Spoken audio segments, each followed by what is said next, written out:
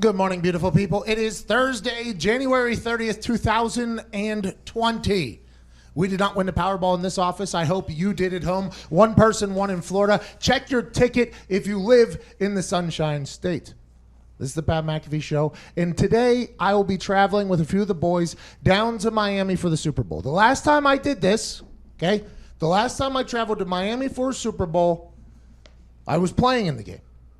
And all week leading up to the Super Bowl, friends and family were chit-chatting. It's the biggest game of all time. And I was 22 years old, had no idea how to punt, was riding the coattails of Peyton Manning after 4 years of riding the coattails of Pat White and Steve Slayton. I mean, I just was riding coattails into these magical moments. Sugar Bowl, Fiesta Bowl, Gator Bowl, Meineke Car Care Bowl. And now we had won 14 straight games in the regular season. I didn't even know how to punt, but it didn't matter. We had Peyton Manning at quarterback and a great defense. Then we chose to lose 2 games, which everybody was very upset about the OGs of the team. Like, we want to knock out the 72 Dolphins for being the only team that was undefeated. But Bill Polian made the decision for us to, rest the starters the last 2 weeks because we didn't have to play them or have to win. We had home field advantage. We win. We get to the Super Bowl. Oh, my God, confetti's flying. We're going to the Super Bowl. And then we take the trip down to Miami. It was incredible. Peyton Manning took us out the first night to dinner and then some drinks afterwards, get a nice night's sleep. The next night, I went out with the defense. We went to a couple adult ballets. We had a great time. It was a wild evening. And then we all kind of hunkered down for the rest of the week. Like, hey, you know what, everybody? We got our partying out of us. We're down here in Miami. We got everything we could potentially want coming to us on Sunday. We got to play the New Orleans Saints, Drew Brees. Let's go ahead and hunker down. So for the entire week, we did our practices, and practices were different because you got all the stars are coming out. We practiced at the Miami Dolphins facility, which is a very nice place, by the way. You got palm trees everywhere, very windy. I mean, it was a nightmare to punt, and I might as well have not even did it anyways. I mean, I was just punting all over the place. Chris Berman was walking. There was like people just coming to our practice that weren't normally there, shaking hands, kissing babies. It was an entirely different world, obviously. But when I was talking to my friends and family, they're like, hey, man, you could potentially be kicking off the Super Bowl. And I was like, well, I don't even want to think about that. I don't want that. That's not going to happen. It's not going to happen. So then as we get closer to the game, they're like, hey, you're going to kick off the Super Bowl. You cannot embarrass your family and your friends. I'm like, that's not going to happen. Don't worry about that. So we finally get to the game day. I jog out to warm up. I get a chance to talk to Deion Sanders right there. Lifelong dream, being a big fan of that guy. And I'm punting to Reggie Bush in the game. So I strike up a little conversation with Deion. He has no idea I exist, obviously. I go, hey, man, Reggie Bush is a returner. What would you do if you were me? And he was like, hey, keep it out his hands, boy. I was like, well, Deion, I wish I could control punts like you think I could. I have no idea where this ball's going. I was drafted to punt. I have no idea how to punt. Then as the game continues to go on, I see my family and friends in the top row of the stadium. Top row of the stadium. Obviously, when you're a rookie punter, you get a lot of pull with your Super Bowl tickets. My family was at the top row. They were literally, they could have just rappelled down the outside of the stadium if they wanted to, right? So I jog on the field. I see him up there. I'm like, man, this is awesome, This is really cool to be here. This is just for opening warm-ups or whatever. And my one friend's like, hey, you're going to kick off the Super Bowl. I'm like, I don't even want to think about it. So as the game goes on, or as the warm-ups go on, I want to get a picture. My dad's got a camera. It's like a magical moment. I have to go over to where the Super Bowl 44 sign is or whatever on the field. Drew Brees is on there warming up. I'm like, Drew, my dad's got a camera. Hey, can you get the hell out of the way? Yeah. All right, boiler up. So I stand there, take a picture, wave to my dad. How's it going, old man? Good to see you. It's a lot. It doesn't even feel like it's a real game. The crowd isn't like a dominant Saints crowd. It's not a dominant Colts crowd. It's just like an interesting crowd, very corporate. You got a lot of people that just go. So just everything felt different and felt weird, And as I go back inside, Vinatieri's looking at me. He's not playing in the game because he was hurt. He was like, hey, there's only been a few amount of people that have kicked off a Super Bowl. It could be you. And I'm like, Vinny, I'm already hearing it from my friends and family. I don't need to hear from you. That is a massive moment I'm not prepared for. He's like, well, get prepared for it. It could potentially happen. I'm like, I hope not. So we go out there. You got the national anthem. Carrie Underwood sang it. She crushed. Obviously, it was a great singing performance. And then it came time for the coin toss. Okay, and I'm just kind of walking around on the sideline. And they go out there, and Drew Brees calls it. Boom. They win the Super Bowl, or they win the coin toss, and I go, oh, no, he's going to want the ball. Drew Brees is going to want the ball. And they go, the Saints have won the coin toss, and they have elected to receive. And I'm like, damn it! Here we go. So the equipment manager that I always talk to, his name's Frog. Frog had my tea every time. Frog comes up to me, and he goes, hey, give it a ride, kid. And I go, how about you? How about you do it? He was like, don't worry about it. You're going to be okay. I was like, Frog, what if I hit the worst opening kickoff in the history of the Super Bowl? He's like, you're not. You're going to be good. I was like, I feel like there's a chance I could. Like, at some point, somebody's going to have the worst kickoff in the history of the Super Bowl. At some point, somebody's going to kick this out of bounds. That could be me today. He goes, no, not you, Pat. But if it was, pretty memorable. I'm like, oh, my God. So I get the tee, and I go into the huddle, and I, Pat, you want to kick it left? You want to kick it right? I said, let's just hope I get it off the tee. Okay, let's just hope I want to kick it dead straight. They go, okay, let's just do that. We'll just do you sure you don't want to kick it left or right? I just want to get it off the tee. Okay, you got it. So I go out onto the field. I put my tee down. And this is the first time in my life I've really been incredibly nervous. My entire life. This is the first time I've ever been incredibly nervous. I played in a lot of big moments, and I've missed some big kicks, but I was never nervous. So I think it was always because I had a lack of nerves almost. I was like kind of too relaxed in situations. This is the first time in my life where I could feel my entire sphincter just tight up as tight as it could possibly get. It was tighter than the new Atlanta Stadium whenever they closed. I was so nervous. So I go down, I put the tee down, and I look up, and there's just a sky cam, like right here. And I'm like, well, why is that there? I mean, so I go down, I act like I'm fidgeting with the tee again. I look back up, and the ref walks over to me, and he hands me the ball, and he goes, good luck today, man. If you're going to hit any onside kicks, just let us know. I'm not hitting an onside kick, okay? I'm not hitting an onside kick. I said, what's your name? He said, my name's Greg. I was like, Greg, congratulations on getting a ref the Super Bowl. He goes, congrats to you, too. I was like, let's see. Let's see if this is a celebratory moment or not. He hands me the ball, and he goes, good luck. And I'm like, you too, Greg. So Greg backs out. Greg Steed was his name. I put the ball on the tee. I look back up. Skycam still just staring at me. I'm like, will this thing get the hell out of here? So as I act like I'm putting the ball back down again, Skycam goes flying out. I'm like, oh, this is awesome. So I take my steps back, and that's the first time in my life I really took it in the moment.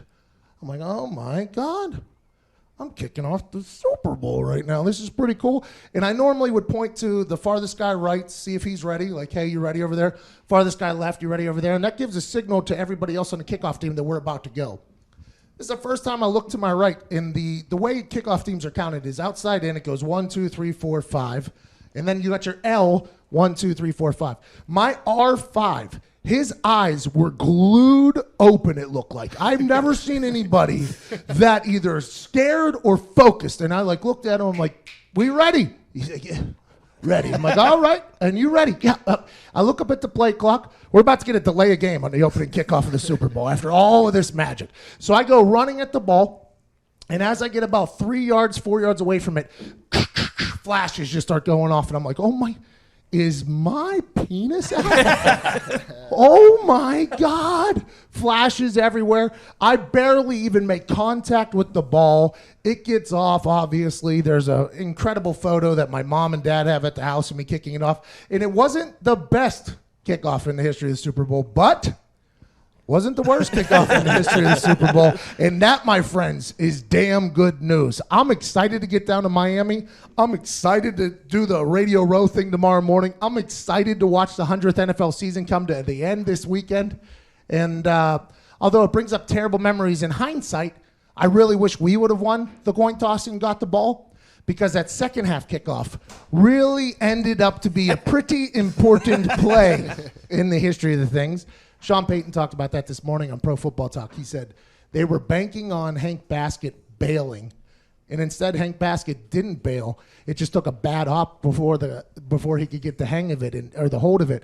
And I'll tell you what, that guy's life has never been the same since that moment. And there's a lot of people that get blamed for the loss of that game, and none of them are me. And I feel very, very, very good about that.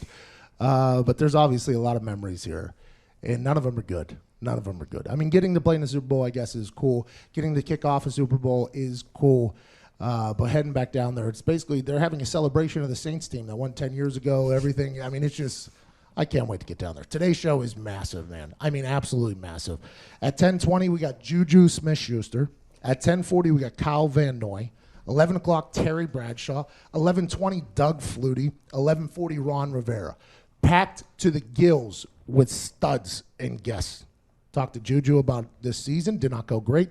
Kyle Van Noy. Is the dynasty dead? Oh, no. Connor's not in the room right now. The boys are. Gumpy's here. Nick's here. Diggs is here. Ty's here. Jason, Zito, Foxy, and Uncle Todd's on the phones. 1-833-622-3331. We're not going to get to him. there's no reason to call, but I appreciate Todd back there. Connor's sitting back with old Billy Tubes because he's going to have to rip videos next week while Billy goes on vacation. Then the following week I'll be on vacation. I believe AJ Hawk will be hosting the show. So Connor has to learn how to do stuff. But today's going to be a good one, man. And when we get down to Miami, I'm getting a massive spray tan, by the way. Today. Good move. Smart. I'm going full orange. I'm asking for. I want to be painted like a parking cone. We're going to be in there for less than 24 hours down there. I don't love the Super Bowl festivities. I mean, I guess I should enjoy it because it's a celebration of my favorite league and all that stuff. There's just so much going on down there. And that's not, I don't operate well in that type of situation. But I'm pumped to get down there and sit on our tiny set tomorrow morning. We have Drew Brees is going to be on tomorrow. Mm-hmm. I got some questions for him. About what happened 10 years ago. I can't wait. It's going to be a good final 2 days here this Super Bowl week. And right now, we have to do something that's big for our show. That's big for the camaraderie of a house that is a part of this show. Everybody who has been watching knows that Evan Fox, our producer, is this one on? There we go.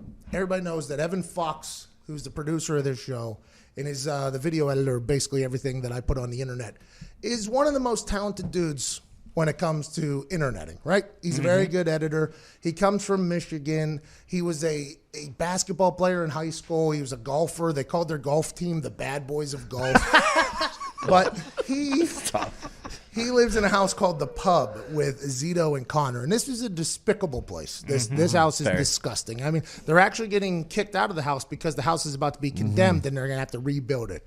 But Connor and Foxy, 2/3 of The Pub, go and shoot basketball every single night, like hundreds of them a night. It's almost like they're preparing for a game that they're never going to play. So Evan Fox never, ever misses. And then on this show, for the last 4 times he's had an opportunity, he has gone 0 for 5 for a $1,000 giveaway. He says, and Connor thinks that it's because they're a team together. So today, we're going to up that to a $2,000 giveaway via the Cash App because it's Super Bowl week. And both Connor and Evan will have to make the shot for us to give away $2,000. They've been practicing. They've been preparing. Foxy has been failing. Will Connor be able to help him out? Let's get to them right now out on the court. Yeah, I mean, everyone knows I'm a team player. Now that I got Connor on my side, I literally cannot miss this shot. Confidence is feeling great. Okay. Connor, how you feeling? I feel fantastic. Foxy, you don't do interviews, okay? Foxy, this is what happens, all right? You either both make it and we give it away. We give away $2,000, or one of you misses, we give away nothing, and that'll count as 6 misses for Evan Fox. Regardless of if you make it or not, if you both don't make it, it's another miss and another fail for the fans. Game. All right, Evan Fox, I believe you're shooting first. Boston Connor is wearing a New England Patriots shirt. The dynasty is dying. Will his streak of missing Evan Fox? He steps up.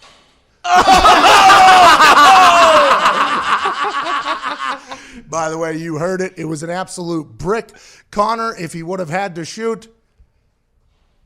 Hey, pretty close. Better than all Foxy's. All right, we got to get to a break. Another disappointing performance by the Pub. Yeah, it felt good, he says. It didn't look good, and it wasn't good for the fans. Yikes. You're now 0-6. Congratulations to both you and Connor for letting down the entire fan base for a giveaway. Juju Smith-Schuester is joining us in 4 minutes. I cannot wait to talk to him. His life story is an incredible one. This year was a down year for him, especially after an incredible first year, but there was a lot of things that could play in part of that. Injuries, the passing of his coach. Will he be able to bounce back? Also, he's in a Streamer Bowl, which is for charity for the E-Game, so I'm excited to talk to him. Let's get this Thursday started. We appreciate you. This is the Pat McAfee Show.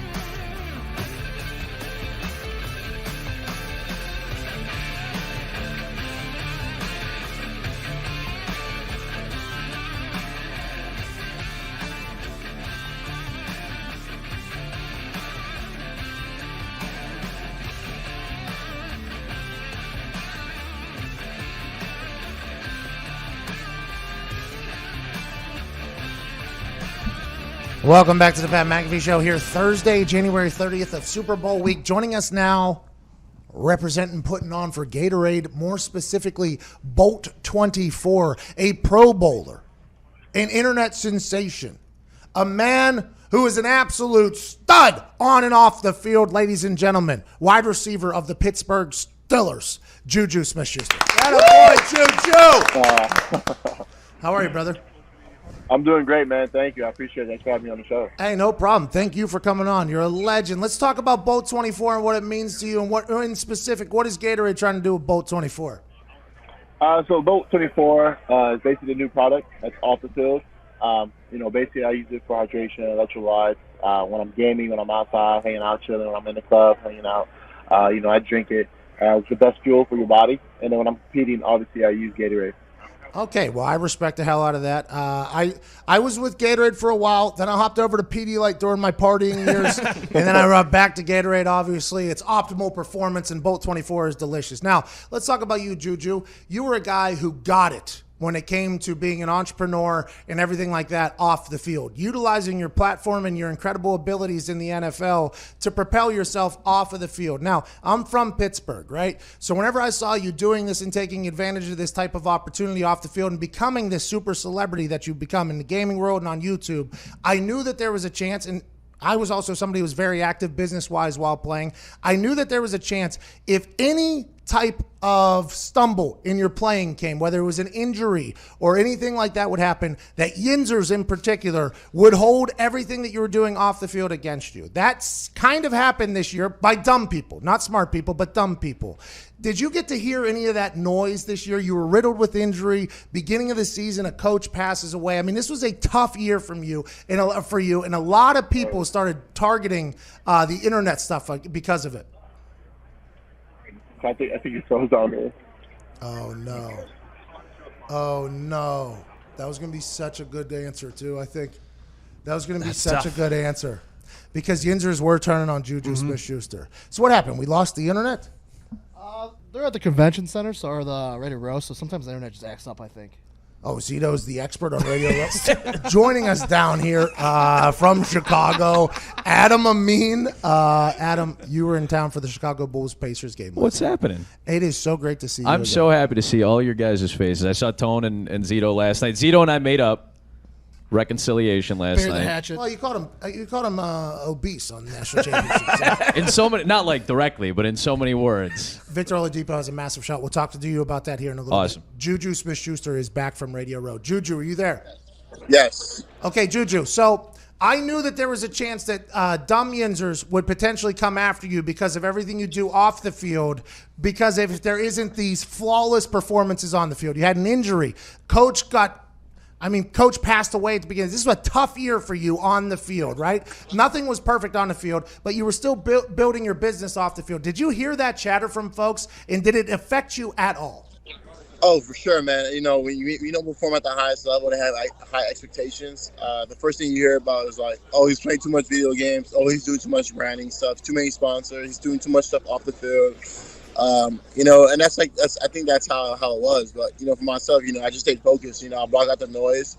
Those were the things that I knew that was going to come with, with me here and all that. So it was a tough season, with the situations we had with different quarterbacks, me having my own personal injuries to my knee and stuff. But at the end of the day, I still came out healthy, and we finished the season strong. You are no stranger to going through hard times. I looked into your story a little bit. Your high school, from what I read, during your high school years, you were sleeping on the floor of a garage, basically, with the rest of your family. Then you go to USC. You become a superstar. And then now you're in the NFL, taking care of your family. It's a beautiful story of a guy that goes, now I don't want to say rags to riches, but from hard times to good times. Is that something you'll lean on for whenever you get maybe, people coming after you in a sad way, that you're mentally tough to get through anything? Yeah, for sure, man. I think my mental is very, very tough in a situation where, I've been to the lowest. What Drake said, start from the bottom, now I'm at the top. So, with myself, man, it's always about, man, like, I didn't have any of this. And, I'm grateful for all of this, and I'm humble. So all I can do is go up from here. Juju, you never ever stop being the entrepreneur that you are. I just want to let you know. The game will end at some point for everybody. This entrepreneur and this real estate that you're gathering on the internet will be here forever. It's very intelligent of you. I want you to let you know that. And no matter what anybody says, you can tell them to go fornicate themselves, honestly. That's awesome, man. I appreciate that. That's so cool of you to say. Hey, no problem. I did a lot of this whenever I was playing, not to your level, but I did a lot of the same thing. And I knew that if I had any stumbles at all, and I was a much less important player to the team, but I knew that if I wasn't perfect, people are going to say things. I saw it start happening to you, and I was like, I hope he doesn't get shy or shy away from this. Now, I got to pivot. You became the number one guy, which automatically becomes with a lot of pressure. The guy that you were in a wide receiver meeting room with, Antonio Brown, has been a known hater publicly of yours. Did you see this coming whenever you two were teammates, or did this kind of come out of nowhere? It kind of came out of nowhere, it came out of left field. I did not expect to see any of this. Playing with Antonio Brown, my first couple of years, we always talked about being great and, dominating, and that's what we did. Our last time that, we played with each other, we both had over 1,000 yards, over 100 catches, and, what's going on right now off the field, social media-wise, it's pretty crazy. I did not expect none of this. Yeah, it seems as if, and now this is from an outsider's perspective, and I actually had a pretty good relationship with Antonio Brown, as I assume you did as well. Whenever he started taking shots at you, I think a lot of people were like, man, why is he acting like this towards Juju instead of helping him out and building him up, which I assume that you guys did whenever you were in wide receiver room. Is that accurate? Were you two a team that was trying to help each other out for a long time, and then all of this is kind of just, boom, what is happening? Yeah, man. That's how it was. We were kind of like, hand for hand, like, let's both be great. Let's both do this. Let's both, reach our goal. And then, the situation, what happened, with him and, with the Steelers, it's tough. It's a tough situation. Okay, so let's pivot to Mike Tomlin. Because what you guys were able to do this year without Ben Roethlisberger, trading in for Minkah Fitzpatrick, being able to get as many wins as you did in a potential playoff run almost. What is Mike Tomlin like as a coach, and why doesn't he get enough respect, I think, as other coaches do? My Tomlin, why I think he's one of the best coaches I ever had is because he's so authentic. He's so real. He keeps it how it is. He doesn't beat around the bush. He's just one of the coaches that, he'll tell you straight up, how if you're going to lose your job or, your position, and you know how it is. And it's just so crazy because, a lot of guys go, well, I want to help you, but no, Mike Thomas walking in the meeting room like, no, if you're not producing, you're not doing this, like, we got other players ready to come, like, at home, that's on the couch, ready to play. So he's one of those guys that just always keeps it real. What are you doing this offseason to get better at football? Man, I'm training with this trainer, Corey Calliot. He's it's a one-on-one session, but he trained like Michael B. Jordan and a lot of other guys. Just getting lean, losing weight, cutting up, getting faster, working on routes and stuff like that. So I'm trying to get to that next level. Ben Roethlisberger is this quarterback that has been perennially great. I mean, legitimately massive numbers, great quarterback. But off the field, sometimes he says things where people go, that's not what elite quarterbacks do. This year, while Ben was on the bench and while he was injured and out, was he around? Was he helping out as much as possible? And how do you view your relationship with Ben Roethlisberger? So my relationship with Ben is amazing. It's actually pretty awesome. My first year was kind of tough because, he doesn't like all rookies, especially wide receivers. I guess when you play a guy who's been in the league for 15 years plus, and I had to work towards that, prove myself that I can play with him, and that's what I did. So our relationship was great. This offseason, this past season, he's been hurt, he's been injured since week 2, and he's been around. Actually, he's been traveling, he's been in the office, he's been helping us out. He's just one of those guys, man, that just wants the best for the team. All right. Hey, what's the Streamer Bowl? What's going on with that? And are you going to win it? Yeah, man. I'm with my boy Booga today. Booga's the one I won last year. He won the Fortnite World Cup as a solo player, so it'll be cool, man. Streamer Bowl is basically everybody that's going to be gaming. It's basically like a 2v2 with a professional Fortnite player and a pro athlete. How long have you been in the game? You've been a gamer for the recent history here, and are you worth a damn at it? Or Very, very long time. Are you good? Very, very long time. Are you good? Yes. Pretty confident. Good. When you play Madden, you throw the ball to yourself every time? Yeah, usually after a Sunday game, if I don't get the ball enough, I just go home and throw it to myself.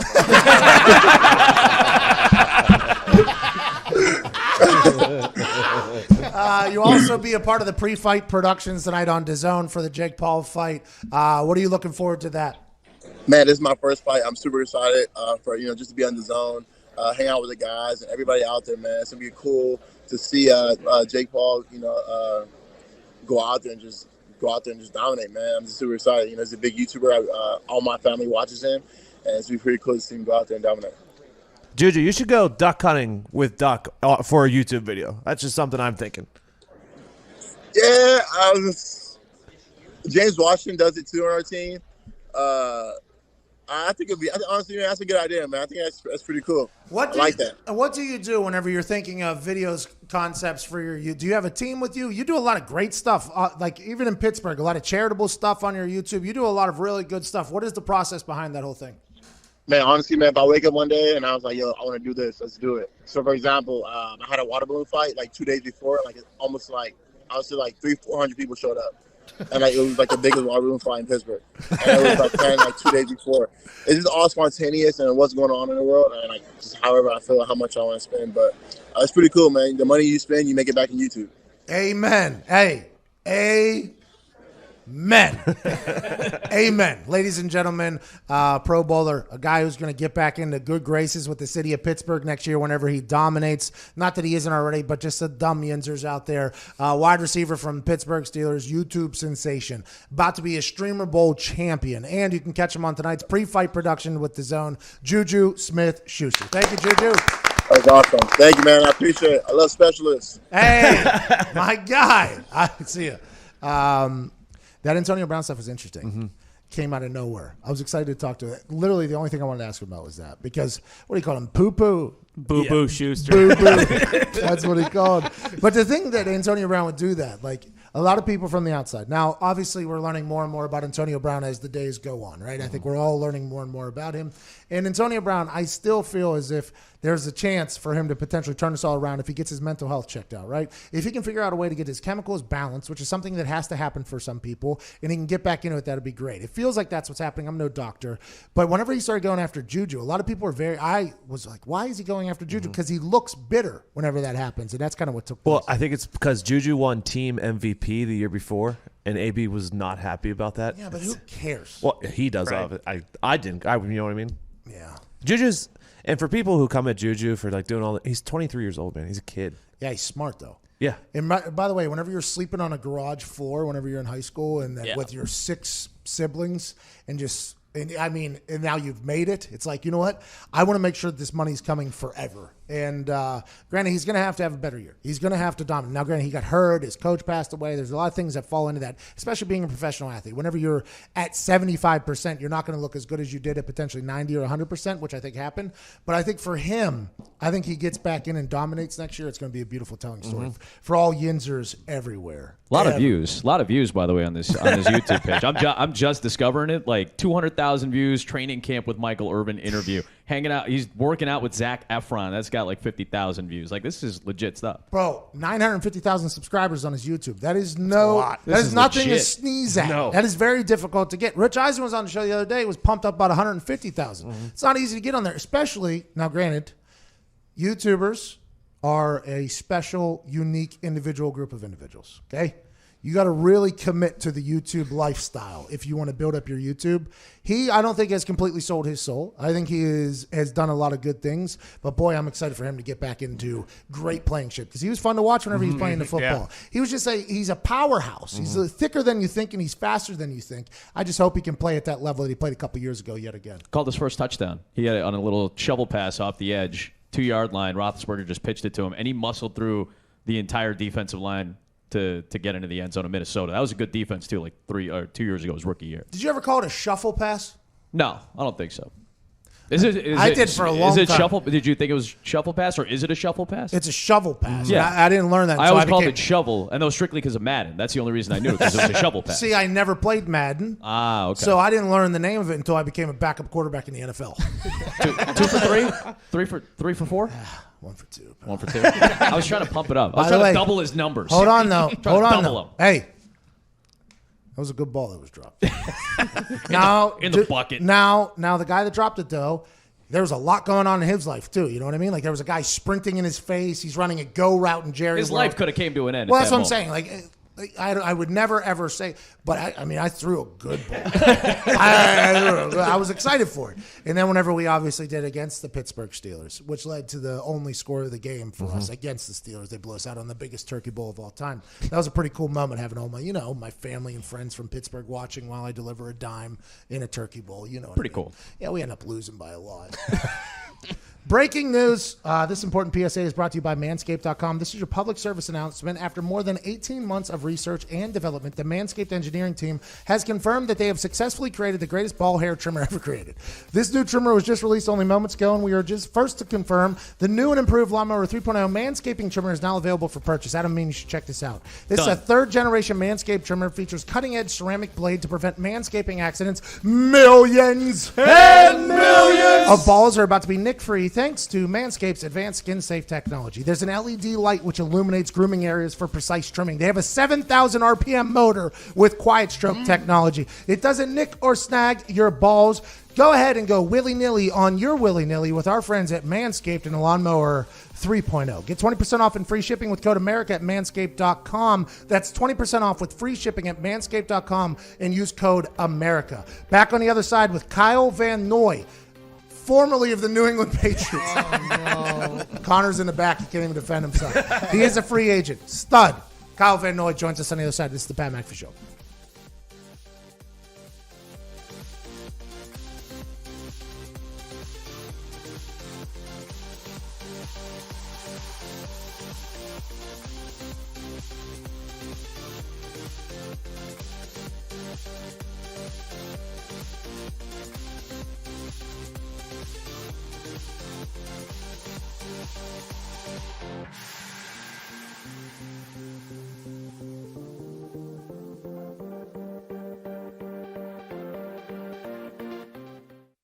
Hi, I'm Pat McAfee, and we'll be figuring out right now what the odds boost will be from our friends at FanDuel for the Superb Owl this coming Sunday.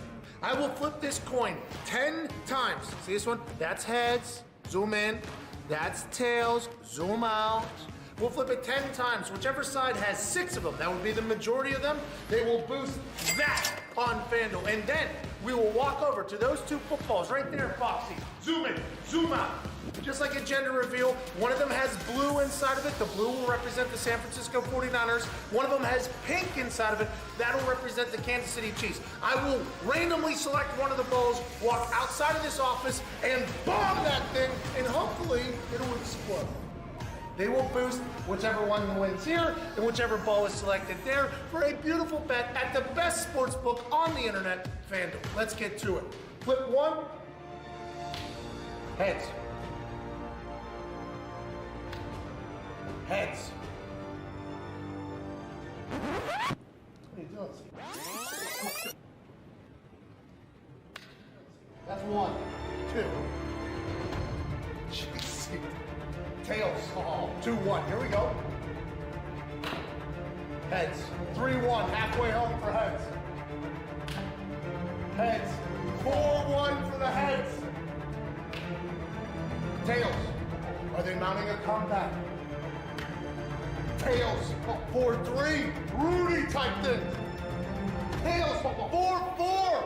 Comeback of the century. 28-3. Tails. 5-4.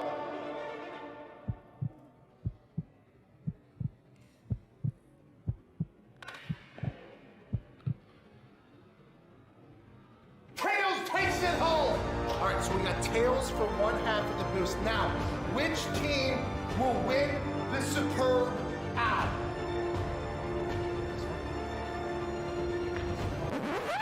Don't like it. Go this one. Yep. Remember, this is for a boosted. Hold up. Odds victory on FanDuel, the greatest sport. I mean, what is this, traffic now? How's it going? Just trying to figure out who's going to Super. Don't worry about it. Don't worry about it. Hi. Trying to response for the people with the greatest sports book, FanDuel. Hi, how's it going? Trying to boost some odds here. No big deal. Tails is going to be called. Tails is going to hit. Hey, who's going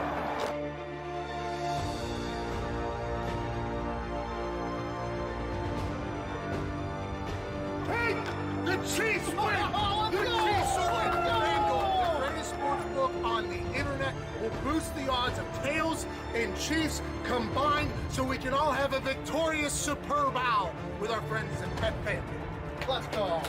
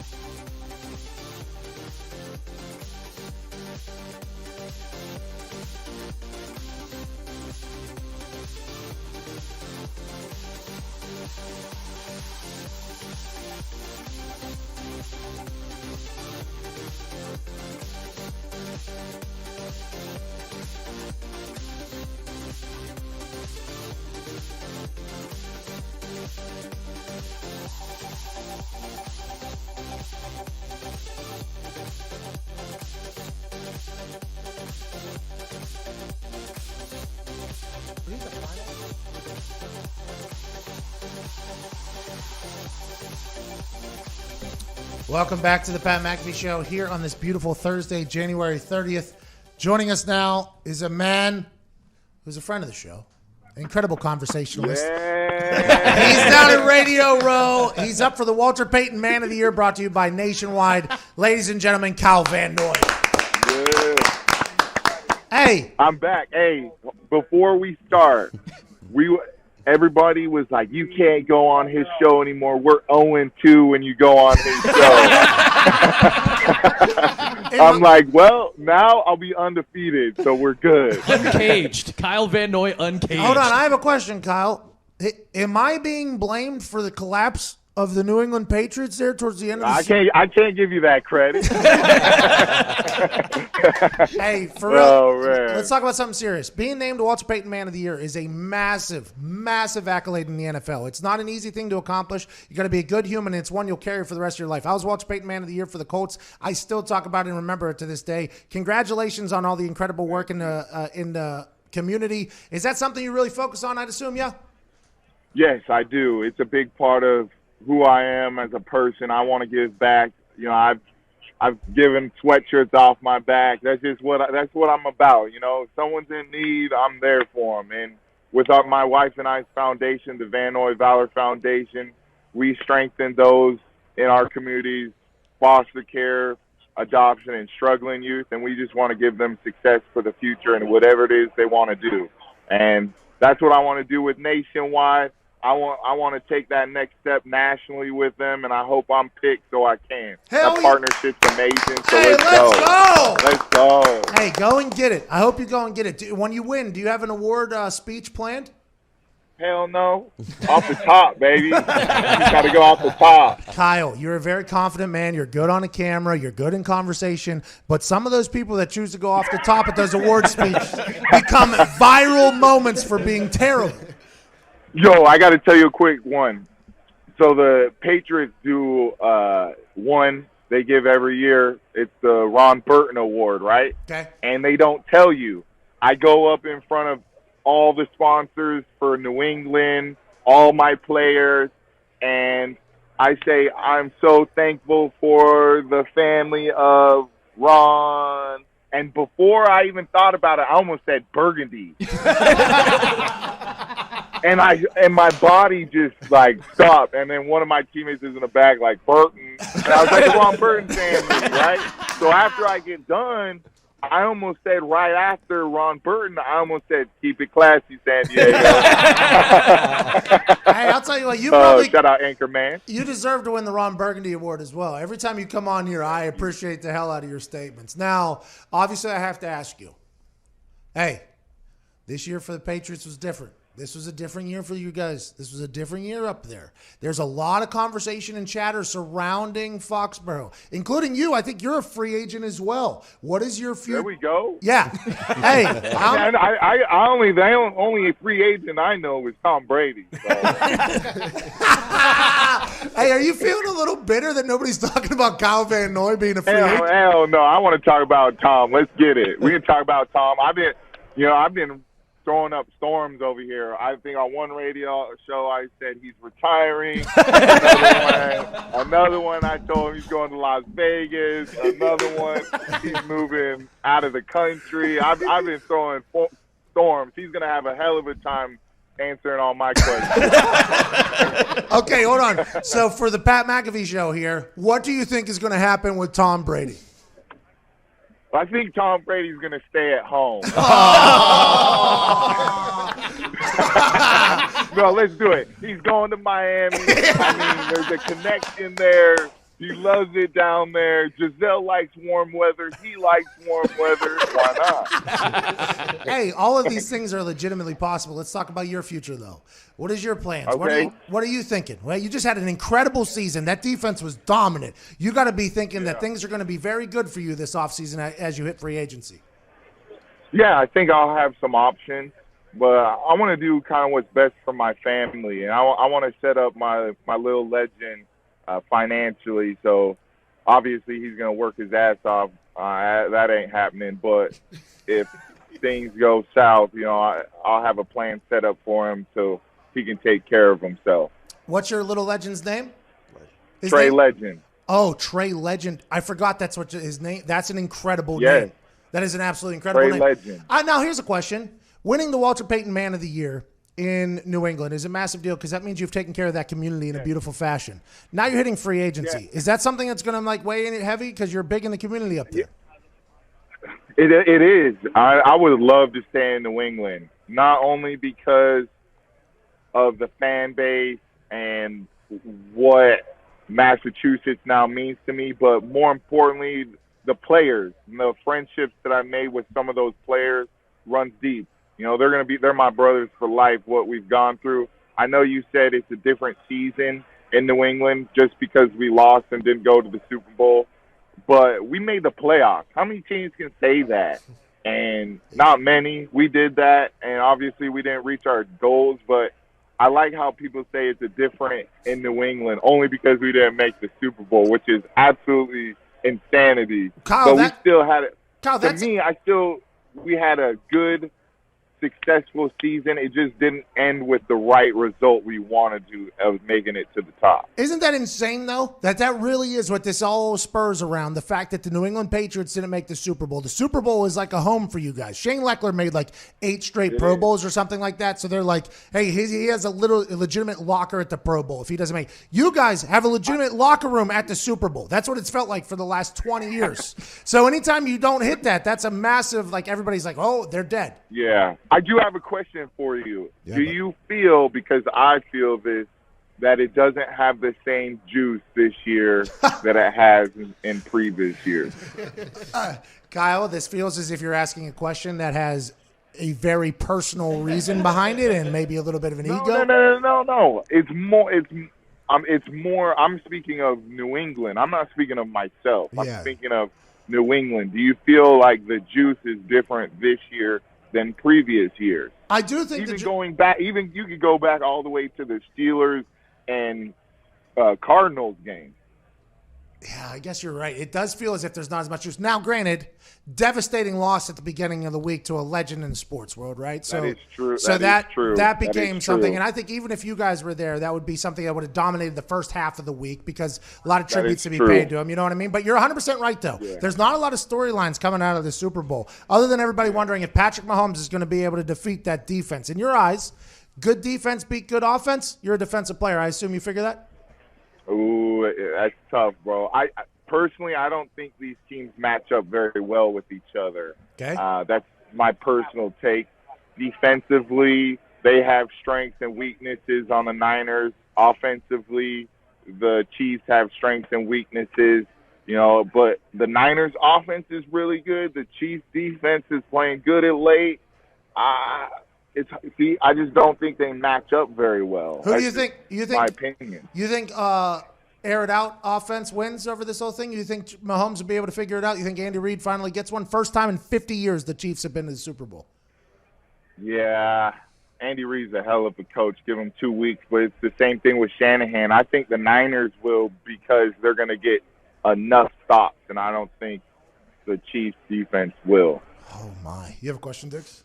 Oh, no, I was just going to say earlier that he was saying that there's not enough or not as much energy around the Super Bowl. I think it's because the fans are like 50-50 split. When New England was in, 99% of the country was rooting against New England. That's true. Everybody hates you guys. True. Yeah, everybody hates you true. guys. I think when That's you come a on very this solid point. By the way, Solid point. a lot of Star on your sheet. a lot of people tweet me whenever you're on the show that they don't want to like you. They would like to hate you strictly because you're a Patriot, and you make it very difficult. So that's something to think about as you go into this offseason.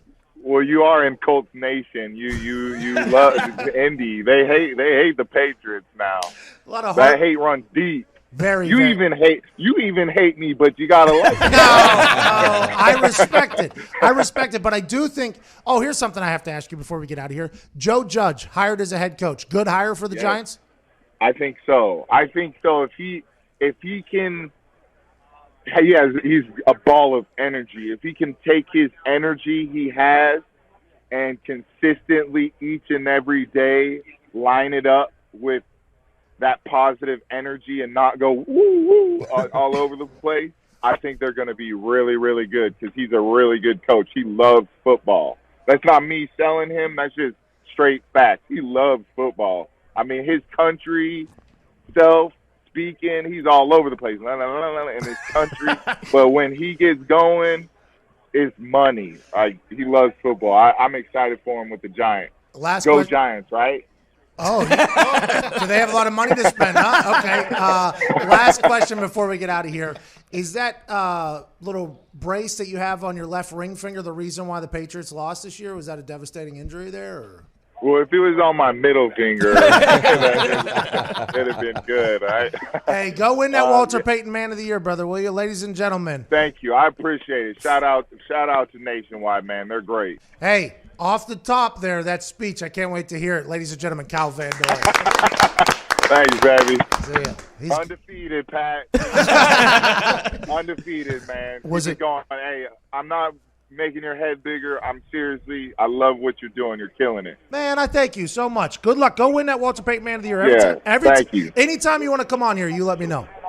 Okay, and then the hair. Woo! He's a good dude. Yeah, classic dude, man. Classic. About as good as they come. Yeah. Yeah, and everybody, the first time he was on the show, all anybody said was, man, I don't want to listen to this because I would like to hate the Patriots, and he makes it very difficult to hate the Patriots. He's a free agent, though, and they just had a monster year on the defensive side of the ball for New England. Normally, you could tell if a team is good by when they cut a player if another team picks him up, right? So there for a while on our team, we would cut a player and nobody would pick him up. The Patriots cut a player, that person is claimed on waivers the next day. It's just like, hey, we trust Belichick enough that if he brought them in, there's a reason. He was in there, dominant there. He's going to the market. There's going to be a lot of money out for a little legend out there. Film junkie, film rat, Fred Warner, who's a budding young linebacker, another BYU guy, loves Kyle Van Noy, said he's the reason he's as good as he is now and he's improved as much as he is because Van Noy's the guy who taught him, hey, you got to watch film like this. That's what Van Noy does for a lot of the other guys around him. Walter Payton Man of the Year. Huge. That is something that says, oh, hey, off the field, this guy, stud just as much as he is on the field. Good for Kyle Van Noy. Yeah. Next hour, leading off the hour, we have Terry Bradshaw. No pitch, not selling anything, just wants to talk. I grew up, obviously, in Pittsburgh. My dad in high school was during the 70s dynasty of the Steelers. Big fan. Can't wait to chat with him. Should be a good second hour. Can't thank Juju, Kyle Van Noy enough. Let's end this. Let's end this Thursday in a fashion. This is the Pat McAfee Show.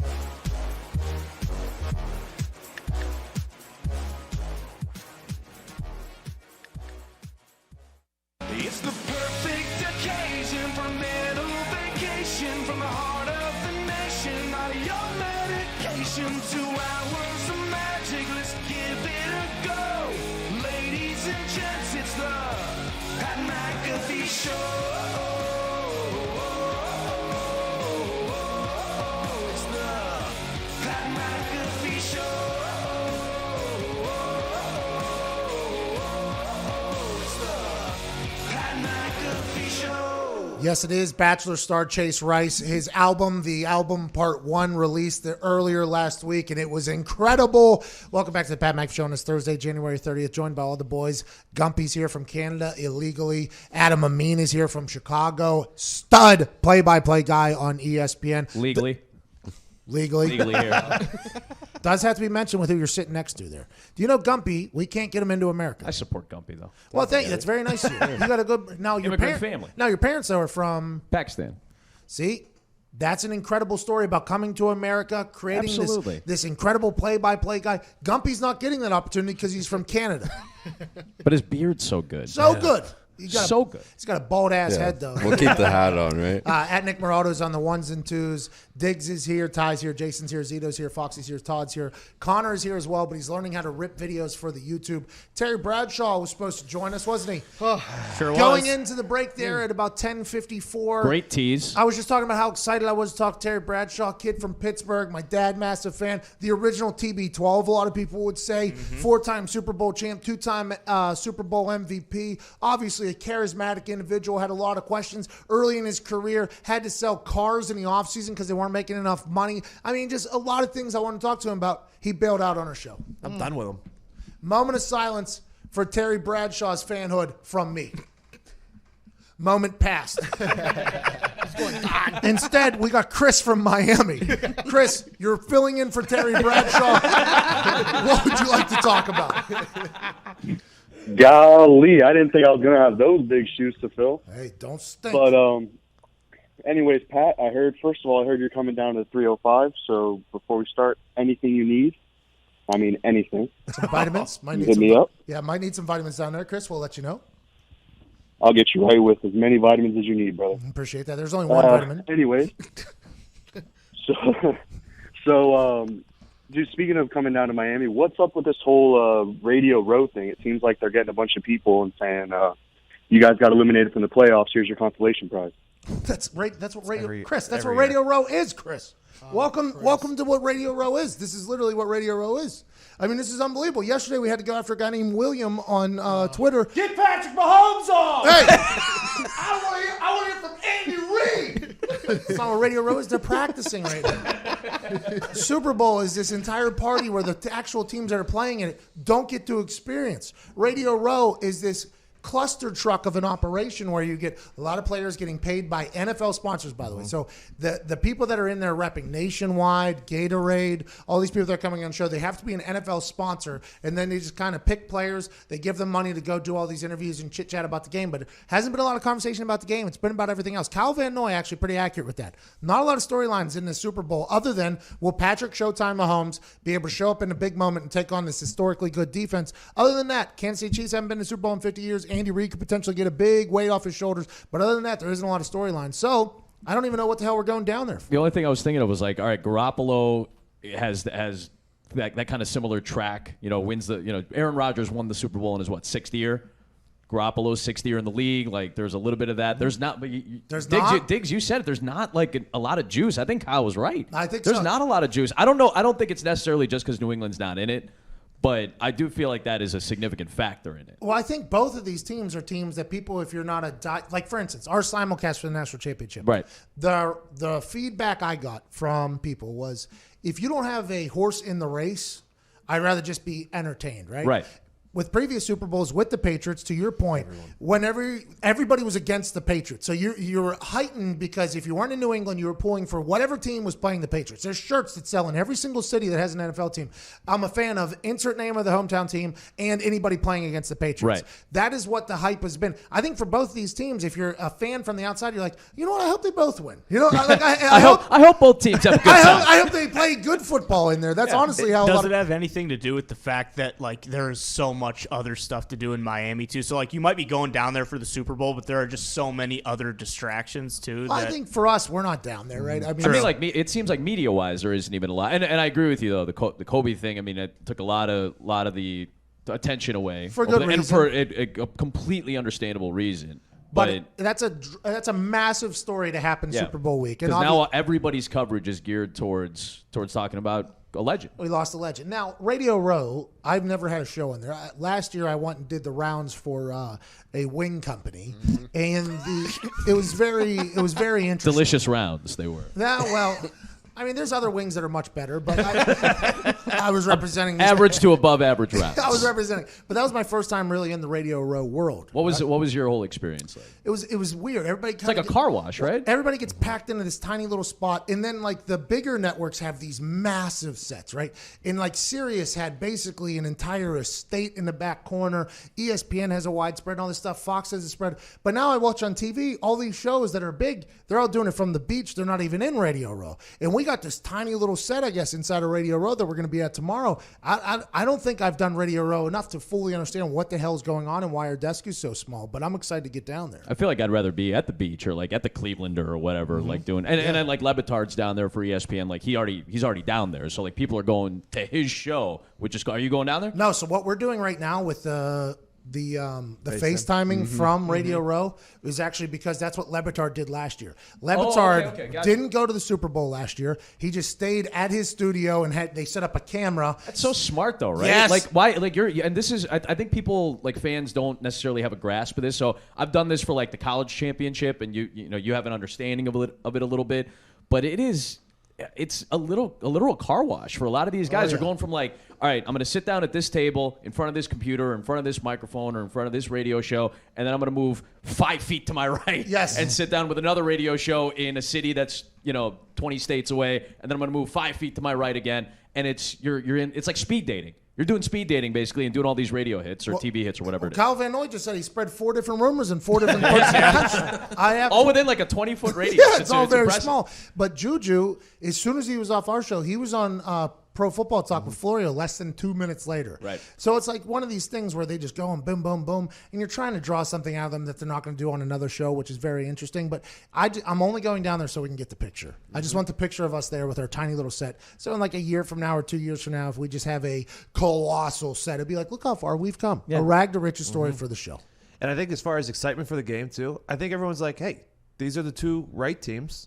Sure. Not a lot to talk about. Let's just get to the game and play the game because they think it's going to be a great game. I agree. I think it's going to come to the point where everybody's going to make their predictions. Rich Eisen has, an 8-hour pregame show? Yeah. 8 hours? What are they going to talk about? We haven't been able to talk about it for 8 hours this entire week. They're both likable teams, though, too, right? Yes. Like no big injuries. I'm betting on the Niners, but I won't be upset if Andy Reid gets a Super Bowl. I would like to see him get a Super Bowl. Why are you betting on the Niners, Gumpy? Old school running and defense. Come on. I don't get it. I'm also on the Niners. I think everyone that's called into You're the show on the this week Niners? has been against you with your Chiefs. I also took the I'm the thinking money Chiefs. line plus 115 too. Value. For the Niners? Yeah. I'm on the Chiefs for this. I'm with Me you, McAfee. too, I'm with Adam. you.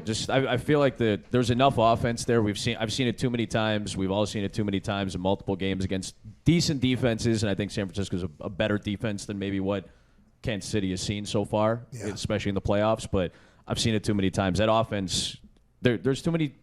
You have to stop them too many times in a game to beat them in a game of this magnitude. Warren Sapp said on Rich. Hey, 60% of the public is on your side. Oh.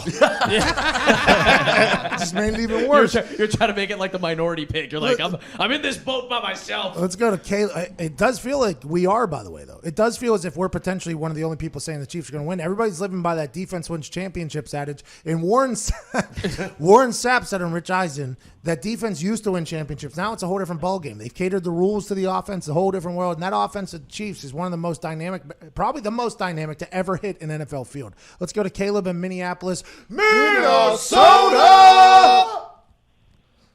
Minnesota is right. How's it going, boys? Hope you're all doing good this morning. Pat, first off, I want to say thank you so much for coming to Ho Dumptown, Brookings, South Dakota for your inaugural College Game Day. You grabbed me from the sides, my picture, my Adam Vinatieri GOAT T-shirt, brought you in like a magnet. You took a picture with me. That was the highlight of my semester. And I just graduated this semester. Hey, go big, go blue, go Jacks, Caleb.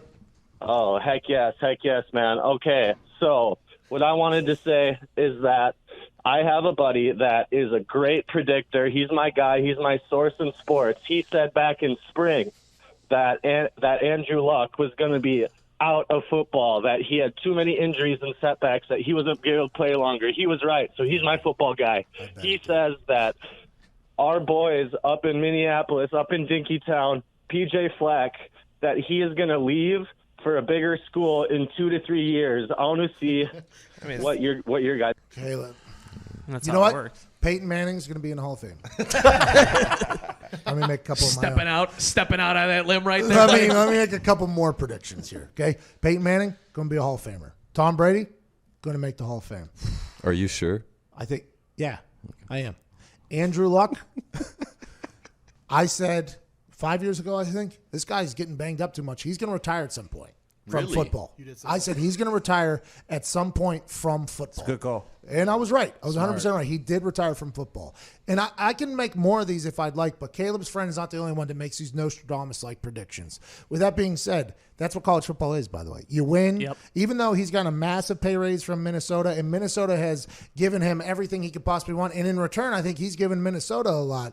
In college football, if you win, you automatically get put into the conversation for these jobs that are colossal down in the South. That's just the way it goes. So here's a little. No offense to Minnesota. No, absolutely great not. place. And a great year for PJ Fleck. Hell but of the it. dirty little secret is there's like 2 major agents that run the show in college football. They represent like a majority of these Power 5 head coaches, and they're the ones who kind of move the chess pieces. I represent so many guys that when this mid-major coach or group of 5 coach starts to really heat it up, all right, well, I know this Power 5 coach is going to get fired from this job. I'm going to make sure that this mid-major group of 5 coach is going to be the next guy in line for that. They're the ones moving all the chess pieces, and there's enough money out there. This is why it's tough to get a guy like Matt Rule to come to the NFL, because you got to pay him, because he's going to make a lot of money at Baylor. You got to pay And that's these guys. private. And exactly. Yeah. And in schools like that. So now all of a sudden, like when you realize these things,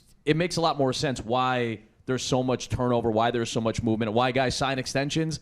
They're out of there in 2 to 3 years anyway. College football is one of the most interesting things in the history 100%. of things. In the history of things. I was not big into the college football until Matt Hasselbeck asked the ESPN if he could call Thursday night games with me, and I got kind of tossed into the world of the American Conference, which, by the way, very talented. Very good. The American Conference is like the old school Big East Conference. American Conference is a lot of fun. And then, obviously, I got asked to do college game day there in Brookings. So then I did game day. So I started to learn more and more about college football for the first time in like 10 years. And I'm like, wow, this is an insane place. I said this. It was so fun to watch the gears in your head. You're in Matt's head. Like, oh, my God, your eyes kept getting wider and wider every time you learned something new. It was so much fun to see over the course of the year. I loved it. This is crazy. College football is crazy. It's nuts. These student There's a human lot of athletes, money in there's this a thing now. lot of stuff going on. Good football, and it ended right, by the way. Shout out Joe Burrow getting a national championship. All right, we got to get to a break because on the other side, we think Doug Flutie. Dropkick legend, Flutie Flake creator, best quarterback in the history of the CFL. Is that accurate? Calgary Stampeders. There's this guy in Philadelphia that we've been hearing about for years. And I've been telling you all about his diamonds. If you've ever been to Philadelphia, you've seen it on billboards, you've heard it on the radio. I hate Steven Singer. He's been making it too easy to buy gifts for over 4 decades. How many years is that, Gumpy? 40. Over 40 years. I know we just made it through Christmas and New Year's, but Valentine's Day is right around the corner. You're probably thinking, I'll just get her flowers again. But flowers end up dead and in the trash can within a week. Give her a gift that lasts as long as you love. A real 24-karat gold-dipped rose from Steven Singer Jewelers. Picture it, a real long-stem rose preserved and dipped in 24-karat pure gold. This real rose will last forever and comes with a lifetime guarantee. Shipped for free in a beautiful gift box with your own personalized message of love. These roses won't wilt or die, and they don't even need water, and will remind her each and every day of how romantic her significant other is. If this is your first Steven Signature Red Rose, is a classic at only $59. Go online to IHateStevenSinger.com. Click on the roses and become a hero this Valentine's Day. That's IHateStevenSinger.com. Steven Singer Jewelers, one place, one price. We got to get to a break on the other side. Legend, Doug Flutie.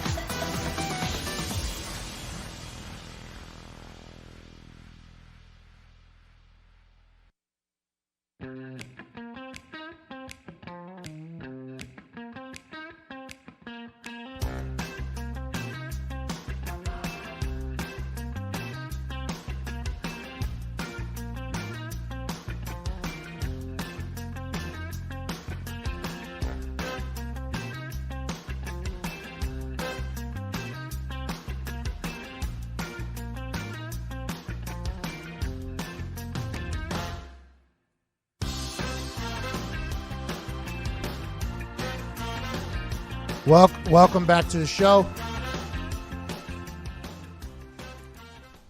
No Terry Bradshaw is supposed to be on. Tim McAfee just burned his Terry Bradshaw jersey out in the middle of the office here, a la LeBron James's jersey in Cleveland, a la Tom Brady's jersey in New England. What's that? We have an update.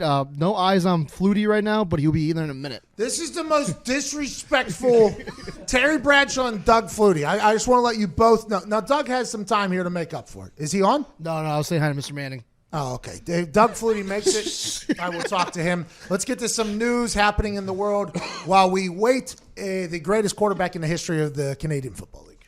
News we missed brought to you by Manscaped. Hey, Manscaped offers precision-engineered tools for your family jewels. Go to manscaped.com and get 20% off free shipping with code America. Do one. Roger Goodell addressed the media at his annual Super Bowl press conference. Among the topics he discussed, he mentioned fixing the Rooney Rule, attempting to get Antonio Brown some help, and pay tribute to Hall of Famer Chris Coleman and Kobe Bryant. Well, congratulations on the State of the Union happening yesterday for Roger Goodell. He's a politician up there. The way he speaks is fantastic. He'll dance around answers and give you what only he wants you to know. But I think he's done. By the way, he has a terrible job. He gets paid very, very well for it. He knows he has a terrible job. Yeah, right? he has a terrible job. He's sent out there just and he handles take the brunt, take the punches, and here is your check. He'd be a great politician, but they don't pay nearly enough. No. Joining us now is a man who's the greatest quarterback in the history of the Canadian Football League. He's the last person to successfully attempt a drop kick. He's a producer of cereal. Ladies and gentlemen, a Hail Mary hero, Doug Flutie.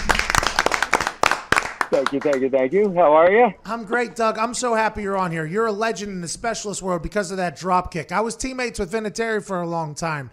He told me whenever he was up there that he knew you were going to be able to accomplish it. He knew you were good at that. When you did that drop kick, was there any panic or chance of you just completely shanking that off the back of a head of offensive lineman? It was a crapshoot, no doubt about it. It's a drop kick in the middle of that field was dirt and bunches of grass, and I had to find a nice smooth spot to drive, and I kept my fingers crossed because it could have gone anywhere. Vinatieri actually was on the brink of breaking a record with the Patriots, or maybe a league record. Yes. And I kicked that drop kick as the last regular season point of the regular season. He had to wait till the following year to break the record.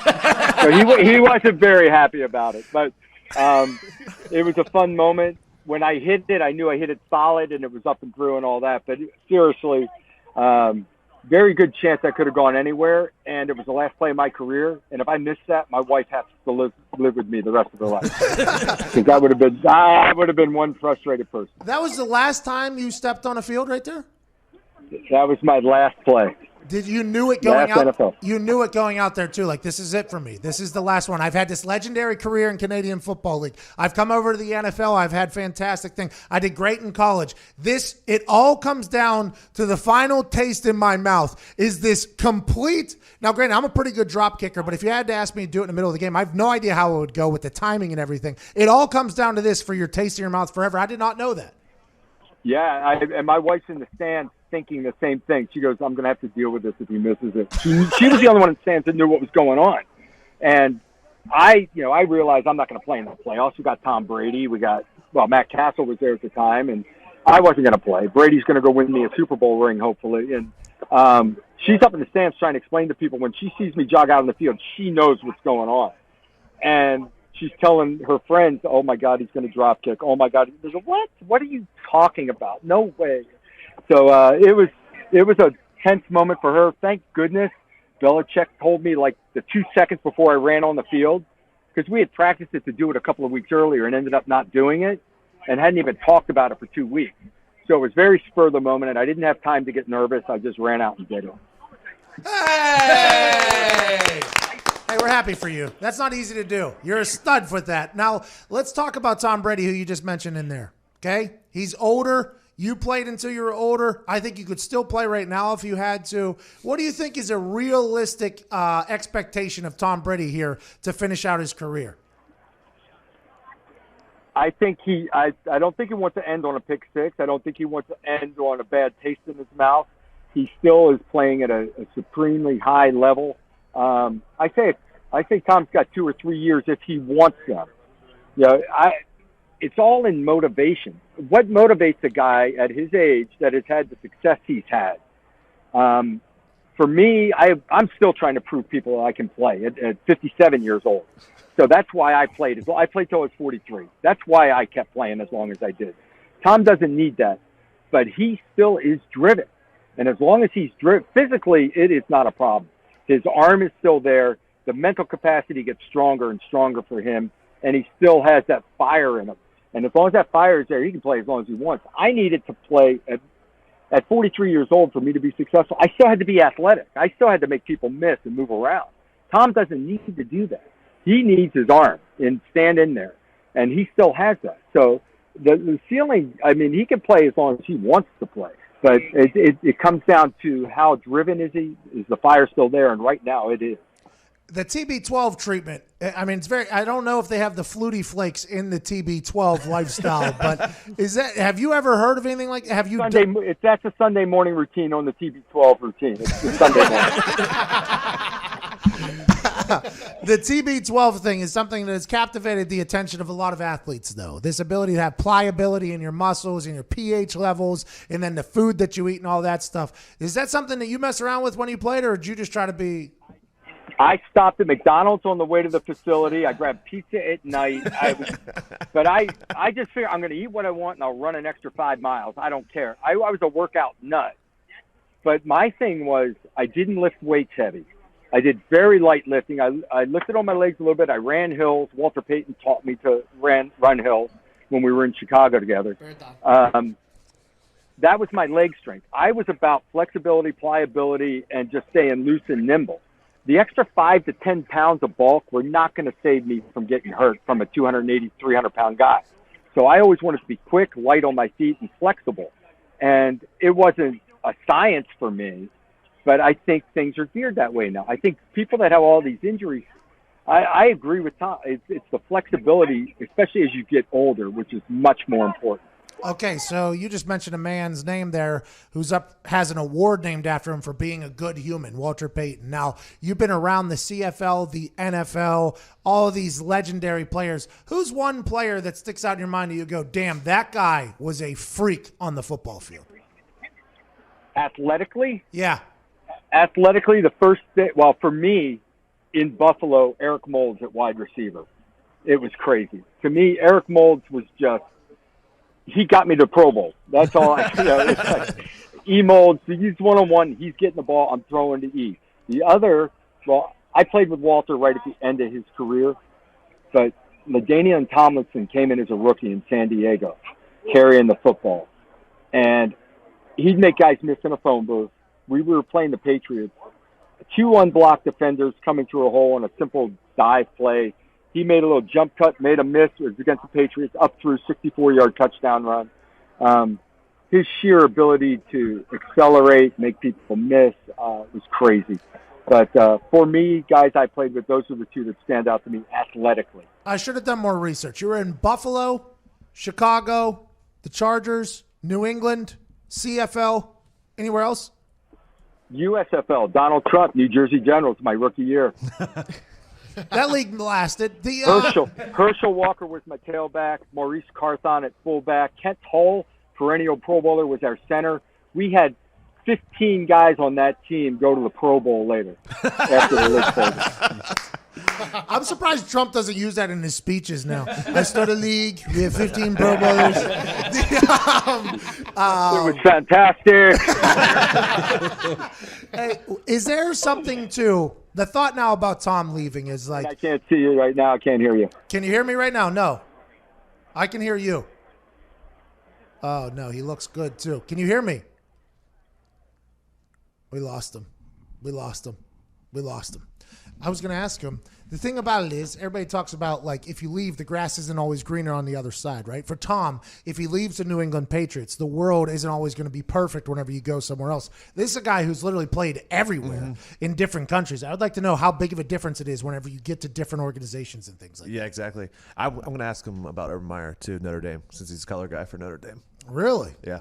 Well, he was drafted in the NFL, then didn't really cut it at the start, went to the CFL, was the MVP, won Grey Cups. People didn't think he could get back to the NFL, and then he was really, really good for the Bills. Oh, He's a Pro Bowler, yeah. Yeah, he's undersized, right? He's undersized. He's this guy. His entire career is basically, and that's what he said, that he kept playing until his later ages because 42 or 43, I think, when he hung it up, right? Because people, I assume, whenever he was younger, said you can't do it. So it's just like he always carried that chip on his shoulder. Hey, Doug, thanks for coming back, representing Flutie Flakes, my favorite cereal. Doug, the question I wanted to ask you about was, everybody's talking about Tom potentially leaving New England and going and playing somewhere else. And they're like, the grass isn't always greener when you go to another organization. You've played in 3 different leagues, different facilities, different organizations. Is there something to that thought that Tom should think about, or do you find respect everywhere? The number one thing is staying in the same offense for year after year after year. Tom has built on that. You guys can come in, you can line people up right away, you can make adjustments on the fly, you can see things on the field, you can do things with terminology that just are instantaneous and a reaction because you've done it before. We did this 5 years ago against Green Bay. We did this against all that goes a long way to your comfort zone. If you go to a new team, new people, new terminology, it's starting over. And it's a nightmare. It's just very difficult. I bounced around a lot. That was my biggest frustration in my career, was I couldn't stay in the same system for a long period of time and continue to build on things. And that is a big, big aspect of it. And then you can go into a situation where the team is just not as talented and you don't even have an opportunity to win. Okay, so, like, for instance, right now, Phillip Rivers is in Florida. He moved his family from San Diego to Florida. He wasn't willing to move to Los Angeles when he went to Los Angeles. But a lot of people are saying there's potential interest from the Buccaneers and Phillip Rivers. That'd be a brand new offense. It'd be a Bruce Arians offense. Is it going to be very difficult for these quarterbacks who have all this experience in the NFL? They've been there, done that with everything. Phillip Rivers hasn't won a Super Bowl, but damn near everything else he's done. Would it be that difficult to pick up a new offense at this later stage of his life? You can pick it up. There's a difference between knowing the offense and knowing your reads and then knowing it like the back of your hand. Got it. And being able to call on things instantaneously with the shot clock going down to 3 seconds on the play clock, and I want to change the protection, and I want to get to a route because I see this or that. It's something you've done for 15 years. It's automatic to you. You recognize things, and you know. Now you recall is, oh, let's get to what do we call that? Okay, we'll call it, and you're late. Or there's just that little bit of hesitation. It's just different. It's not to the same level. Got it. Mr. Flutie, we're in Indiana. I take frequent trips to South Bend. All they talk about is getting Urban Meyer as the head coach of Notre Dame. You have any insight into that? I don't. I think careful what you ask for. Brian Kelly has won 4 years in a row with 10 wins. Undefeated seasons, playing for national championships, playing in the college football playoff just a year ago, an 11-win season this year. And he had gone undefeated and got beat in the college football playoffs a year ago. And this year win 11 games. And I have somebody walk up to me in South Bend say, when are we going to be good? I mean, only one team wins it all. I think he's done a phenomenal job. There's different challenges at Notre Dame. The academic requirements. So Brian Kelly will not, and he said it to me this year. He's like, you know what? We used to bring in 1 or 2 kids that were marginal a year that maybe we could get in, but you spend 70% of your time trying to keep that kid eligible and putting out fires and trying to help the kid. You spend 70% of your time with the 1 or 2 kids. It's not worth it anymore. They don't make that big of a difference for your program to have those. So he just, he's going with his quality kids that meet the recommendations and the requirements at Notre Dame, and that's what you have. They still have elite athletes, that, especially in the defensive line, that go in top rounds and play in the NFL. They have that caliber of talent without having to deal with a lot of the issues off the field. All right, Doug, before we let you go, where can I buy Flutie Flakes at? I'm a cereal kid. FlutieFlakes.com. We brought them out again this year. I went up to Buffalo. It was a phenomenal visit, and they were jumping off the shelves again. It's all for autism. Doug Flutie Jr. Foundation for Autism, so it's all to support that. Who's winning the Super Bowl this weekend? Team that scores the most points. Ladies and gentlemen, greatest quarterback in CFL history. I'm a Patrick Mahomes guy. I love spreading them out, wheeling and dealing and playing. And there's just a lot of speed on that offense. I know the pass rush is great for San Francisco. That's the big matchup, but I'll go with KC. Ladies and gentlemen, legend in the football world, Flutie Flake creator, Doug Flutie. Thank you, Doug. Thanks, guys. All right, we got to get to a break. On the other side, we got Ron Rivera, new head coach of the Washington Redskins. I believe. I believe. You're listening to the Pat McAfee Show. I have no clue why.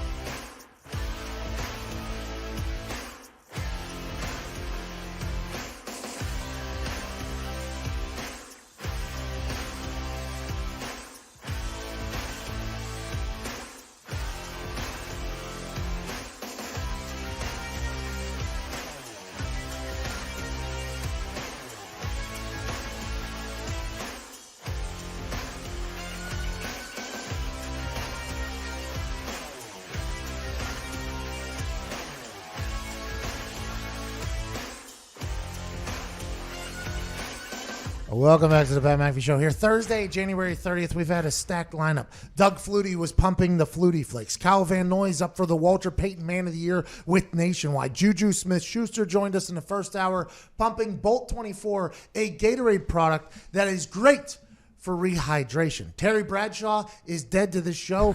Tim McAfee has burnt his jersey in the lobby already. Emotional moment for Tim McAfee. It was not good. Hey, he grew up with that guy. Yeah. Was very excited that we were talking to him today. Big moment. You know, Tim McAfee says, hey, you're talking to the original TB12 today. Very excited. What did TB12 do to us? Bailed on us. Double booked, they say. I can't wait to see what show he was on at 11 a.m. and how terrible that show was. They probably have a much larger set than us down at Radio Row.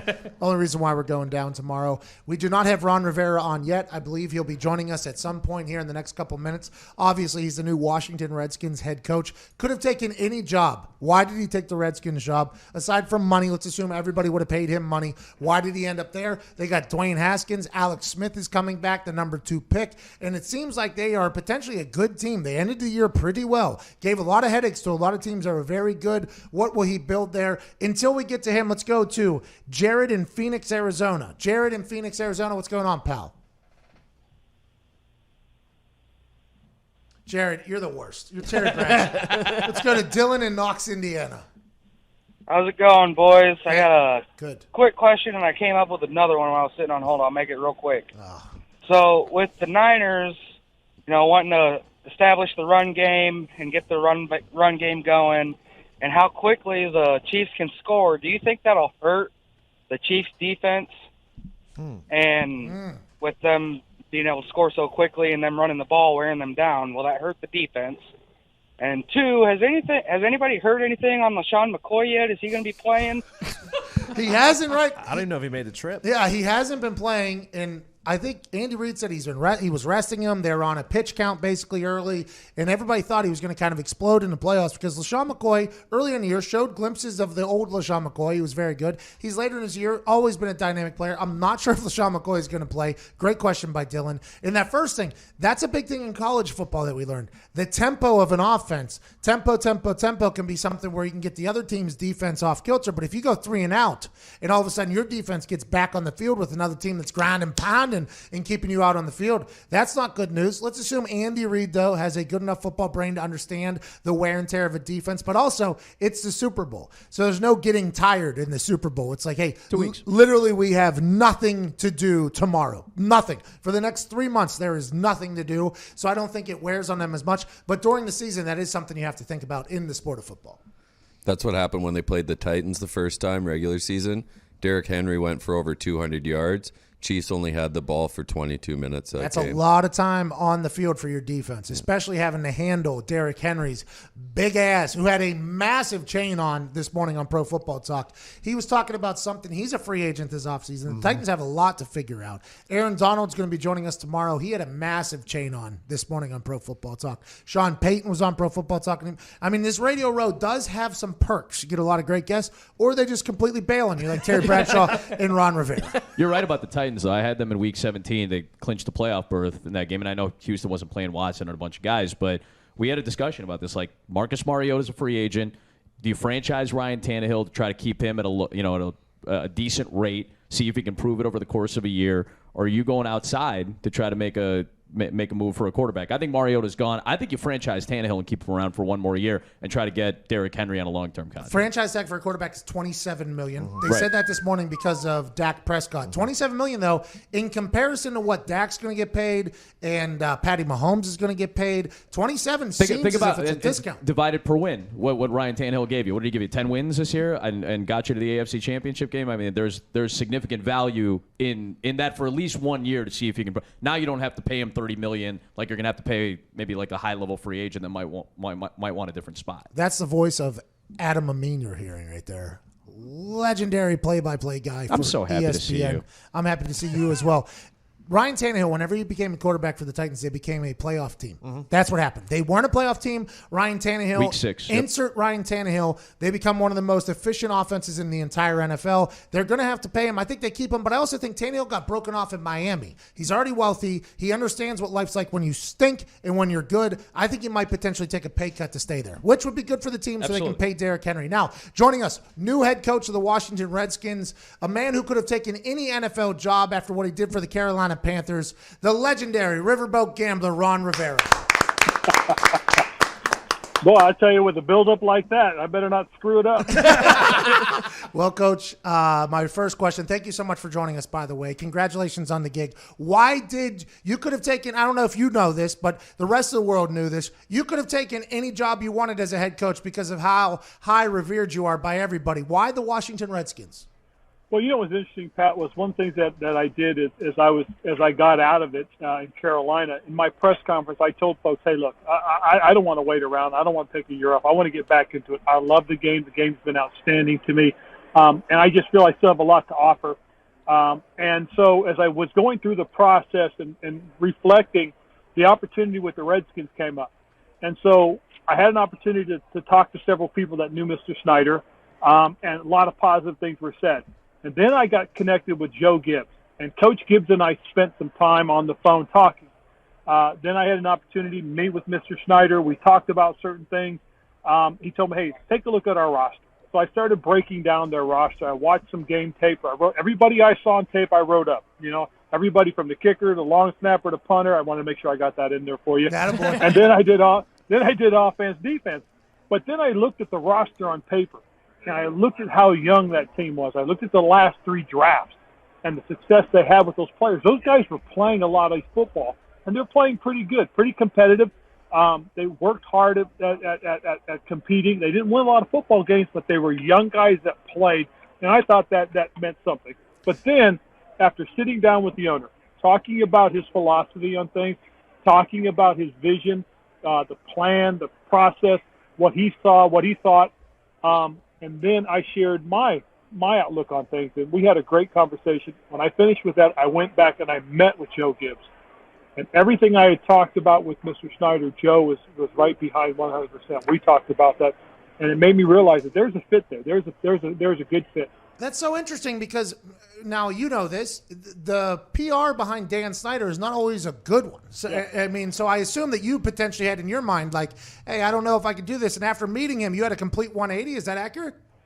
I did. I had a complete 180, but also talking to several people that knew Mr. Snyder on a more intimate basis. People that had worked for him, people that worked with him, and people who didn't work with him, but from the outside in knew what was happening. And so it was just interesting to hear their perspective. It really was. And everything seemed to match up. I did not come across a negative person other than people that were with him 20 years ago, 15 years ago. What I heard was all the positive things that people have worked with him in the last 10 to 5 years. That's awesome to hear, by the way. Can't wait to see you succeed there. To succeed there, you're going to have to make a quarterback decision, right? Dwayne Haskins there played great football at the end of the season. They were giving people headaches. Great teams. They were giving them real headaches. Alex Smith is coming back from an injury. You have the number 2 pick. You have a lot of big-time decisions to make. I assume you haven't been finalized on any of these, but which way are you leaning in that department? Well, the biggest thing is, and this is one of the philosophies that we carried into when I got to Carolina, and that was we had to ID who our franchise quarterback was. We've got to be able to protect him with a positive offensive line and tight end that can help block. And we had to put playmakers around him. And so that was our plan going forward. Well, looking at what we have right now with the Redskins, the biggest thing we noticed, Dwayne showed some promise. He did a lot of good things as a young quarterback. He was a first-round pick. Reminded me a little bit of our guy that we had in Carolina. Alex Smith, as you mentioned, potentially coming back off the leg. If Alex comes back and he's any semblance of the player he was in the past, we've got a good player there. We also have a good young developing player, which means they're going to create some competition. These guys are going to push each other, help them develop. Alex's history with Patrick Mahomes is outstanding, dealing with a young quarterback, and we could get the same type of situation here, again, hoping that Alex is healthy and can compete. You look at this draft, there's a lot of big names at the top, but it's also littered with very talented people. You have a very valuable pick there at number 2. Do you see a lot of work needed to the Washington Redskins roster, or will you take a shot on a big guy, you think? It's going to be interesting. Everything is on the table. I mean, we don't know what we're going to do with the number 2 pick. We know what's going to happen in front of us. We don't know what's going to happen in front of us. They've got to make a decision first, Cincinnati does, and then we'll go from there. So we're going to take a look at everything. We're going to break it down. We're going to interview players. We're going to scout players. We're going to go to the pro days. We're going to bring them out to see us. We're going to go through the entire process, and we're going to weigh our options. Nothing is set. I mean, our roster isn't set, but I do like who we have. We've got a lot of quality football players that we think if we can add some more, get them to buy into the way we want to do things, have them believe in the system, we have a chance. Coach, I don't want to ask you about the rearview mirror, but it's the last question before I let you go. Carolina Panthers hire Matt Rule. They have a massive decision to make down there with Cam Newton, or do they go a different direction? From what you know of Cam Newton, how do you think he's going to respond and bounce back? So I promise you this: if Cam's healthy and ready to roll, don't bet against him. I would, knowing Cam as I've had for the last 9 years, I would never bet against him. I just know that a healthy Cam Newton on the football field is a heck of a football player. Man, he's bigger than everybody, faster than everybody, and he's a maestro. We played you guys on Monday Night Football down there, and he was basically controlling the entire state of Carolina. It was unbelievable. That's the one thing about him is he can orchestrate a game, and it's almost like he's playing Madden because he sees things. And the nice thing is we had given Cam the opportunity to do certain things, to make changes, to change plays, to create tempo if he had to. And again, as I said, the one thing we hadn't had in the last 2 seasons was the healthy Cam.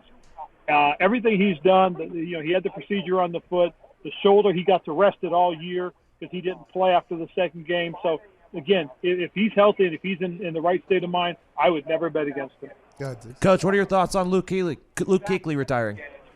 Well, I had an opportunity to visit with Luke beforehand, and just listening to him talk, it was one of those things where the right situation, the right moment in time had come. He had battled through, several injuries early on, and then a lot of his guys were leaving. There was a transition going on with the organization, so the timing for him he felt was right. Hey, I support him 100%. I really, truly do support him, and I'm very happy for him that he made the decision himself. Is he going to be coaching with you here in a little bit, huh? Hey, you never know what's going to go on with him. I tell you this much right now. I know he's fishing and hunting right now. Coach, the Washington Redskins got a great head coach. We're all very happy for you to be back in the league. The league wasn't as good whenever you weren't coaching. Good luck. Congratulations, ladies and gentlemen, Ron Rivera. Thank you, man. Thanks, Pat. Appreciate it, guys. No problem. See you. Good guy right there.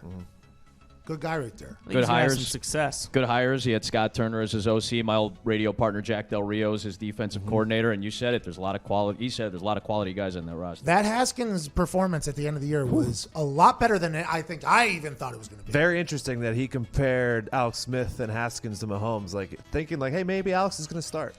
Yeah, that's what he said. He's a good player. If he's anywhere near there, they'll battle. Also, you get Chase Young. That changes things up quite a bit. I mean, that's like a Bosa-level impact player on What your if he would have just said, yeah, we're going to draft Chase Young? He should have just said it right then and there. Like, Cincinnati gets Burrow, we'll take Chase Young. They've drafted really well in terms of quality defensive players the last 5 years. Amen. They got a good roster. They're giving people headaches. Good for Ron Rivera. Thanks to him.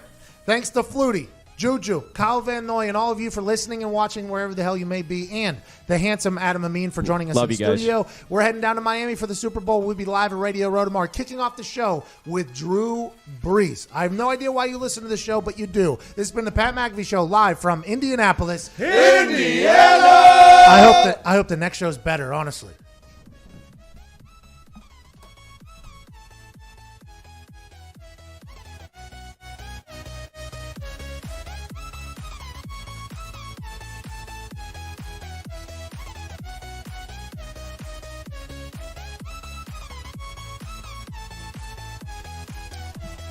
Hey, I think we're going